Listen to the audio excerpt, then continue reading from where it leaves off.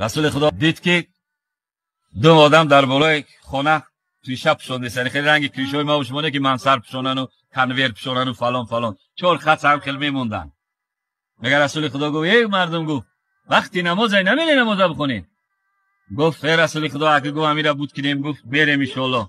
و رسول خدا میگردنش جمانده گفت ای ابن آدم ای فرزندی آدم تبنون بنان ولا تسکنون، ساختمان میسازی بنا را میسازی نه که زندگی نمیکنی، ایرا میمونی میرای، اون نماز برای تو بهتره.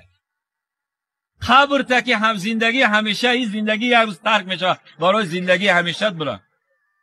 گو ابن آدم ای فرزندی آدم تجمعون مالا ولا تاکلون، مال جمع میکنی گو در بانک‌ها میمونی و در سیف‌ها میمونی، اون مال همش نمیخری. گو یک روز گو مرگ سراغت میایم مال میمونه همش میمونه. گو خوش به حال کسی که اون مال خیر حساب کرد، اون مال حج رفت زکات داد قربانی داد دست یتیم و مسکین بیچاره را گرفت در جامعه که زندگی کرد اوجا در ترانسفورماتور زد و راه را اسفالت کرد و آباد کرد و مسجد کرد صدقه جاریه کرد، انا اون مال فایده کرد.